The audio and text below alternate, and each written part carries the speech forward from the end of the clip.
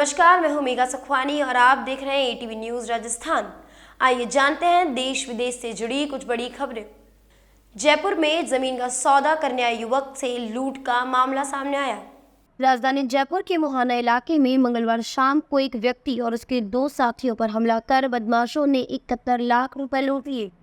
लूट की इस वारदात से पुलिस में हड़कंप मच गया। युवक किसी जमीन का सौदा करने के लिए जयपुर आया हुआ था, लेकिन सौदा नहीं होने पर रुपए लेकर वापस जा रहा था। उसी दौरान एक काली स्कॉर्पियो में आए 4-5 बदमाशों ने उसकी गाड़ी पर हमला कर दिया और पूरी नकद लूट ली। पुलिस के अनुसार लूट की यह वारदात मुहाना थाने इलाके के सुमेर नगर विस्तार में अरिहंत रेजिडेंसी के पास मंगलवार शाम करीब 6 बजे हुआ। पुलिस कंट्रोल रूम में मिली इस लूट की वारदात की सूचना पर डीएसपी साउथ दिंगत आनंद और additional DSP Paras Jain police force के साथ मौके पर पहुंचे। उन्होंने पीड़ित से पूरी घटना की जानकारी ली। फिलहाल लुटेरों का कोई सुराग नहीं मिल पाया है। पुलिस पूरे मामले की जांच में जुटी है। बांग्लादेश से भागने को मजबूर हुई हसीना शेख अब आ चुकी है भारत में। आइए जानते हैं क्या है उनकी आगे की रणनीति। बांग्लादेश में जारी बवाल के बीच प्रधानमंत्री शेख हसीना ने अपने पद से इस्तीफा दे दिया। यही नहीं, उन्हें ढाका से भागने पर भी मजबूर होना पड़ा। वे भारत पहुंची। उनका विमान सोमवार शाम हिंडन एयरबेस पर उतरा।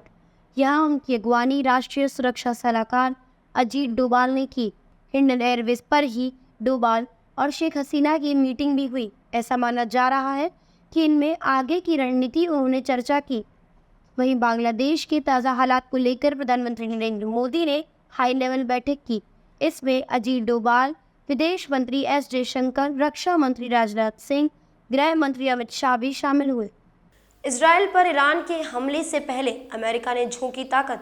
G7 के विदेश मंत्रियों व इराकी पीएम से की बात। ईरान में हमास चीफ इस्माइल हानिया की मौत के बाद से मिडिल ईस्ट में तनाव बढ़ गया है। इस बीच अमेरिकी मीडिया हाउस एक्सियोस ने दावा किया है कि अमेरिका और इजराइल के अधिकारियों के मुताबिक ईरान इजराइल पर हमला कर सकता है। ईरान के हमले से निपटने की तैयारी में इजराइल की मदद के लिए अमेरिकी सेंट्रल कमांड फोर्स के चीफ जनरल माइकल कुरेला तेल अवीव पहुंच गए हैं। वहीं खतरे को देखते हुए अमेरिका ने मिडिल ईस्ट में अपने हथियारों की तैनाती बढ़ा दी है। वहीं अमेरिकी रक्षा विभाग पेंटागन के मुताबिक मिडिल ईस्ट में तैनात अमेरिकी सैनिकों और इजराइल की रक्षा के लिए नए फाइटर जेट्स, डिस्ट्रॉयर और एयरक्राफ्ट कैरियर्स भेजे जा रहे हैं। अमेरिका ने वादा किया है कि इजराइल की हिफाजत जरूर करेंगे। इसी बीच बीते दिन अमेरिकी विदेश मंत्री ने G7 देशों के विदेश मंत्रियों से मिडिल ईस्ट में तनाव कम करने की चर्चा की। अब यूपीएससी एग्जाम होगा नकल प्रूफ। चीटिंग रोकने के लिए किया गया है ये खास इंतजाम। विवादित ट्रेनी आईएएस पूजा खेड़कर इन दिनों काफी सुर्खियों में है। दरअसल पूजा ने आईएएस बनने के लिए कई फर्जीवाड़े किए, जिसके बाद सुप्रीम कोर्ट ने कैंडिडेट्स की पहचान आइडेंटिफाई करने के लिए सख्त प्रक्रिया अपनाने की सिफारिश की।